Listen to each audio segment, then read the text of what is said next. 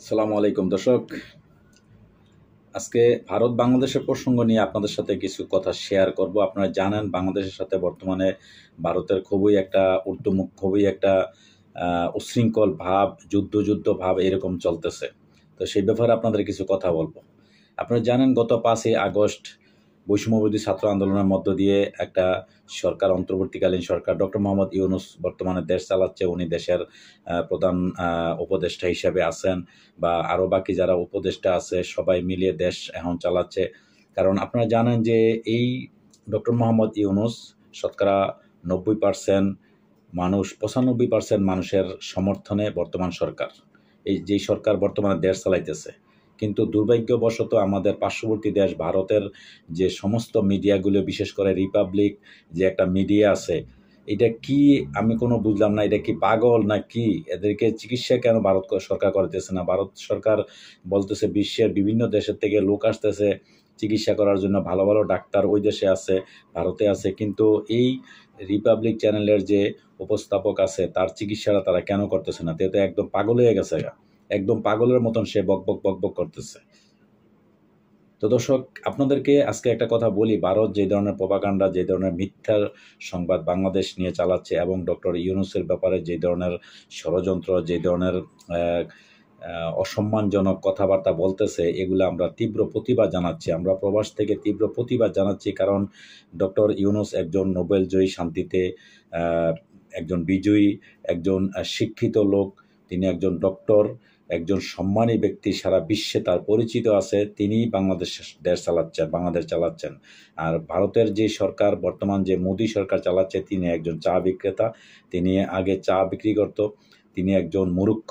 তার যে মন্ত্রীরা যারা আছে, যেমন শুভেন্দ্র যে কথাগুলা বলতেছে, তিনি যে ধরনের উশৃঙ্খলমূলক কথাবার্তা, যেগুলো হিন্দুদেরকে উস্কিয়ে দিতেছে, বাংলাদেশ দখল করবে, এই করবে সেই করবে, তার চিল্লা পাল্লা এগুলা দেখতেছি। একটা কথা দর্শক আপনাদেরকে বলে রাখি, যারা শিক্ষিত, যাদের জ্ঞান বুদ্ধি আছে, তারা কখনো চিল্লায় না, তারা ব্রেনে ঠান্ডা মাথায় তারা কাজ করে। ডক্টর ইউনূস কোনো চিল্লা পাল্লা নাই, কোনো কিছু নাই, ঠান্ডা মাথায় দেশ চালাইতেছে। সব কিছু যত রকমের সমস্যা আছে, কঠিন সমস্যা, সে সুন্দরভাবে হ্যান্ডেল করতেছে, কোনো সমস্যা নাই। কিন্তু বাংলাদেশের অভ্যন্তরীণ যে বিষয়গুলো আছে, সে বিষয়গুলো নিয়ে ভারত যেভাবে আমাদেরকে দিনের পর দিন, ঘন্টার পরে ঘন্টা যেভাবে তারা উচ্ছৃঙ্খল বিভিন্ন রকমের ষড়যন্ত্র লিপ্ত হচ্ছে, অতীতের যে সরকার যেভাবে আমাদেরকে বলতো যে আপনারা জানেন যে তার অনেকগুলা উক্তি আছে। সাবেক প্রধানমন্ত্রী বলতো, এই মোবাইল কে দিয়েছে? আওয়ামী লীগ দিয়েছে। তারপরে এইটা দিছে, সেইটা দিছে, বিভিন্ন রকমের তার কথাগুলো এখনও বাংলাদেশের বিভিন্ন রকমের চ্যানেলে, ইউটিউবে এখনও বাসতেছে। তো সেই তার কথা ধরেই ভারত একই সুরে কথা বলতেছে। ভারত বলতেছে আমাদেরকে চাউল দেয়, আমাদেরকে খানা দেয়, আমাদেরকে তেল দেয়, পেঁয়াজ দেয়, এইটা দেয় সেটা দেয়। ভারত যদি সমস্ত খানা বন্ধ করে দেয়, তাহলে বাংলাদেশের মানুষ না খেয়ে মরবো। এই যে কথাগুলা বলতেছে, এগুলা কোনোভাবে মেনে নেওয়ার মতো ভাষা না। এইগুলা কেমন ধরনের কথা? তারা আমাদের কাছে বিক্রি করে। আমরা যে কোনো জিনিস, চাউল ডাউল যাই কিছু আমরা ক্রয় করে আনি, তারা কিন্তু আমাদেরকে ফ্রি দেয় না। আমরা টাকা দিয়ে তাদের থেকে কিনে আনি, তাই না?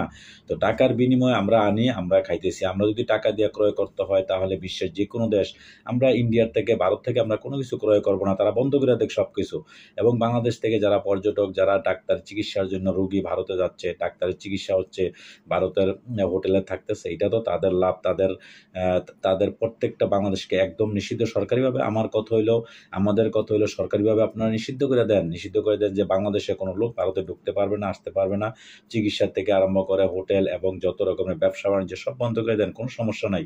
আমরা টাকা দিয়ে ক্রয় করব যে কোনো সিনে, আমাদের পেঁয়াজ লাগুক, লবণ লাগুক, এইটা সেইটা যত কিছু লাগুক, আমরা বিশ্বের কোনো দেশের থেকে পারলে আমরা কিনে আইনা খাবো, না আনতে পারলে আমরা না খেয়ে থাকবো। কিন্তু তোমাদের দাসত্ব, তোমাদেরকে হুজুর করবো, তোমাদের দাদাগিরি, এগুলার আমাদের আর সহ্য হয় না, এগুলার আমরা বরদাস্ত করব না। একদম পরিষ্কার ক্লিয়ার কথা। আমরা যারা দেশে এবং দেশের বাইরে যেখানে আছি, প্রত্যেকটা লোকে আমরা ভারতের যত পণ্য আছে, আমরা কেউই এগুলা ক্রয় করব না, কেউই আমরা ব্যবহার করব না। আমরা সবাই প্রবাস থেকে আমরা সবাই বয়কট করব। ভারতের যত পণ্য আছে আমরা বয়কট করব। কিন্তু ভারতের শুধু মোদি যারা আছে, মোদি সরকার, বর্তমান যে সরকারের বিরুদ্ধে আমাদের কথা, আমাদের অবস্থান পরিষ্কার।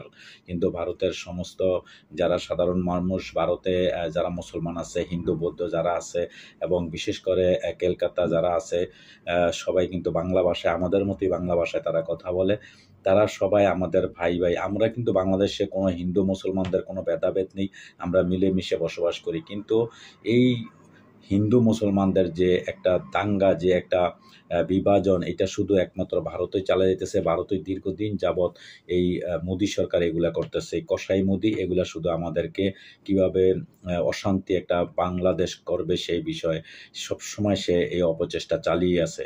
তো আপনাদের বিশেষ করে বাংলাদেশে যারা আছে, দেশে এবং দেশের বাইরে যে যেখানে আছে, সবাই একদলে যারা যারা আমরা অনলাইনে কাজ করি বা ইউটিউব ফেসবুকে যারা করছে, আমরা সবাই ভারতের পণ্যগুলা বয়কট করব এবং সবাই শান্ত থেকে আমরা তাদের যে কথাগুলা, তাদের যে চ্যানেলগুলা বাংলাদেশে স্যাটেলাইট বন্ধ করে দেওয়া হয়েছে, ভারতের সমস্ত মিডিয়াগুলা বাংলাদেশে বন্ধ করে দেওয়া হয়েছে। এই মিডিয়াগুলা চলবে না, কারণ এখানে তারা একটা সুস্থ মানুষ কিভাবে এইভাবে মিথ্যা গুজব ছড়াইতে পারে এটা আমাদের মাথায় আসে না। এত মিথ্যা তারা কিভাবে বলতে পারে, এত মিথ্যাটা বলতে পারে কিভাবে, আমাদের কোনো এগুলা মাথায় ধরে না কিভাবে। যেটা বাংলাদেশে কোনো কিছু না, বাংলাদেশে হিন্দুকেও মাইরা শেষ করে লাইতেছে, এই করতেছে সেই করতেছে, বাংলাদেশ আগুনে জ্বলতেছে। কি একটা মানে মানে কি বলবো, মানে এই ধরনের ভাষা, বাংলা ভাষা কোনো বুঝতেছি না যে তাদেরকে কিভাবে এগুলা করব। এরকম এরকম অমানুষ তারা কিভাবে হইলো আমি কোনো বুঝতেছি না। যাই হোক, তারা এইভাবে মিথ্যা প্রকাণ্ডা ছড়াইব, মিথ্যা কথা বলবে। আবার আরেকটা কথা হয়েছে, বাংলাদেশ তারা দখল করে নিয়ে যাব, চট্টগ্রাম ওইদিকে রাঙ্গামাটি কক্সবাজার তারা দখল করে নিয়ে যাব। এটা কি মামার বাড়ির আবদার পাইছ? এটা মামার বাড়ির আবদার তোমরা দখল করে নিয়ে যাবো? বাংলাদেশ রক্তের বিনিময়ে স্বাধীন হয়েছে, এই 30 লক্ষ মানুষের রক্তের শহীদের বিনিময়ে এদের স্বাধীন হয়েছে। 55,000 বর্গ মাইলের মধ্যে কেউ চোখ তুলে তাকাতে পারবে না, তাকালে কিন্তু তোমাদের অবস্থা খারাপ হয়ে যাবে। তোমরা জানো যে বাংলাদেশের মানুষ কিভাবে গত 5ই আগস্টে, জুলাই আগস্টের মধ্যে রক্ত দিয়ে 2000 লোক একটা দেশের স্বৈর শাসন, একটা দেশের একটা অত্যাচারী শাসককে এই দেশ থেকে রক্ত দিয়ে এই দেশ থেকে তাড়ানো হয়েছে। 2000 লোক শহীদ হয়ে গেছে। আর একটা দেশ যখন স্বাধীন করবে, একটা দেশের সার্বভৌমত্ব রক্ষার জন্য যখন তোমরা বাংলাদেশের দিকে চোখ তুলবা, করবা, বাংলাদেশের মানুষ বৈশা আঙুল চষবে না। বাংলাদেশের মানুষ সব মরতে রাজি আছে, দরকার হয় শহীদ হয়ে যাব, তারপরে এই দেশ আমরা তোমাদের কাছে দেব না। আমরা এটা স্বাধীন করেছি রক্তের বিনিময়ে, এবং এই সামনে আমরা এইটা রক্ষা করব, একমাত্র রক্ত দিয়ে রক্ষা করব। তোমরা সেই আশায় বসে থাকো না। তোমরা চিন্তা করো না, একটা যদি বাংলাদেশে একটা মানুষ যদি মারা যায়, একটা লোক যদি তোমরা মারো, তাহলে তোমরা 10 জন মারতে হবে, সেই হিসাব করো। তোমরা ভাবতেছ যে ভারত খুব বিশাল বড় একটা দেশ, অনেক শক্তিশালী দেশ, বাংলাদেশ ছোট্ট একটা দেশ, বাংলাদেশ যে কোনো মুহূর্তে দখল করে লাইবা, এই করবা সেই করবা। এটা সম্ভব হবে না, তোমরা পারবা না। আর আমাদের পার্শ্ববর্তী দেশ পাকিস্তান আছে, চায়না আছে। পাকিস্তান আমাদের ভাই, তাদের সাথে আমাদের এখনো রক্ত সম্পর্ক, এখনো তাদের সম্পর্ক আছে। তোমরা আমাদেরকে মারবা, আমাদের দেশ দখল করে নিয়ে যাবা, পৃথিবীর সব দেশের মানুষ এটার প্রতিবাদ জানাবে, প্লাস পাকিস্তান আমাদেরকে সহযোগিতা করবে। আমরা সেই আশাই ব্যক্ত করি সবসময়। পাকিস্তানিরা বলছে তারা যে কোনো সমস্যার মোকাবেলা, যে কোনো পরিস্থিতিতে তারা আমাদের পাশে আছে, থাকবে। এখন এই মুহূর্তে আমাদের বাংলাদেশে জাহাজ ঢুকতেছে, খাদ্য এইটা সেইটা যত কিছু, গোলা বারুদ যা কিছু আছে তোমরা যাই মনে করো, ঢুকতেছে, জাহাজ দিয়ে আসতেছে, খাদ্য বিভিন্ন রকমের খানা ক্রয় করতেছে। তোমরা বলতেছো গোলা বারুদ আইতেছে, মিসাইল আসতেছে, এই করতেছে সেই করতে, তোমরা যেটা মনে চাই এটাই মনে করো। আমাদের কোনো কিছু আসা যায় না। কিন্তু আমরা কোন দেশের সাথে ব্যবসা করব, কোন দেশের সাথে আমাদের সম্পর্ক থাকবে, কি হইব না হইব, এটা একমাত্র আমাদের অভ্যন্তরীণ বিষয়। তোমরা এই ব্যাপারে কোনো কিছু কি করবা না, মাথা গলাইবা না।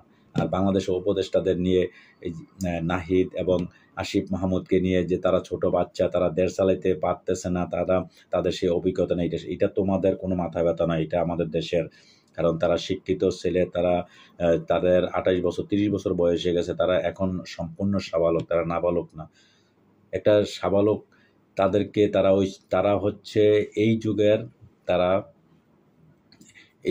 Young generation. বুঝো তোমরা, ইয়াং জেনারেশন এখন নেতৃত্ব দিবে দেশে। তারা বর্তমান এই যুগে কিভাবে দেশ চালাবে, তারা এই দেশটা কিভাবে গড়বে, সেই চিন্তা ভাবনা তাদের ভিতরে আছে।